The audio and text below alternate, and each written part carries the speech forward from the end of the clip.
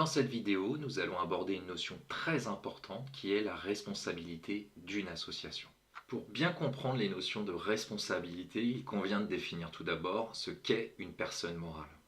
Une personne morale est une entité dotée de la personnalité juridique qui a des droits et des obligations.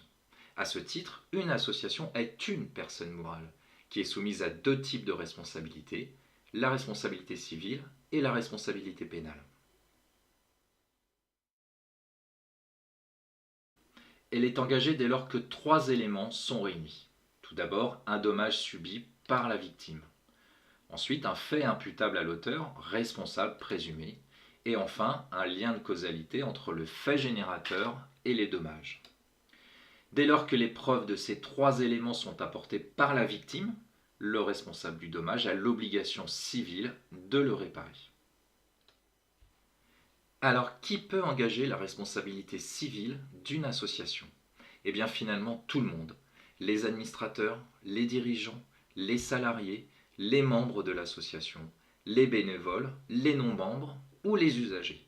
Finalement, toute personne qui de près ou de loin intervient au sein de l'association, que ce soit en interne ou lors de manifestations, peut engager la responsabilité de votre structure. Afin de bien comprendre, voici quelques exemples. Le premier, lors d'une manifestation organisée par une association, celle-ci fait un repas pour remplir les caisses du club. Il s'avère que les plats servis contenaient des salmonelles et certaines personnes ont dû être hospitalisées. Dans ce cas, l'association est responsable du dommage corporel car c'est elle qui a préparé le repas. Deuxième exemple, l'association est propriétaire d'un équipement d'une salle de réunion et lors d'un meeting, un visiteur veut s'asseoir sur une chaise qui est défectueuse. L'association est tenue de réparer le préjudice corporel subi par le visiteur.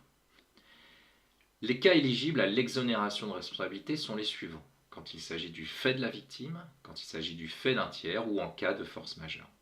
Dans tous les cas, c'est à la victime de faire la preuve de la responsabilité de l'association dans le dommage qu'elle a subi.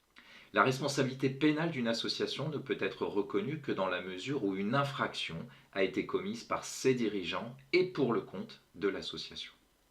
L'action pour le compte de l'association comprend au sens large l'exercice d'activités ayant pour objet d'assurer l'organisation, le fonctionnement ou les objectifs de la personne morale et donc de votre association. Le dirigeant agissant pour le compte de l'association agit ainsi au nom et dans l'intérêt de celle-ci. Les infractions pénales sont classées suivant leur gravité.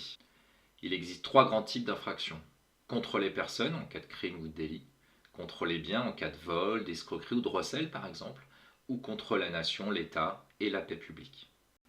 Quand sa responsabilité pénale est engagée, l'association encourt à différentes sanctions qui peuvent être une amende, la dissolution de l'association, l'interdiction temporaire ou définitive d'exercer une ou plusieurs activités professionnelles ou sociales, le placement sous surveillance judiciaire.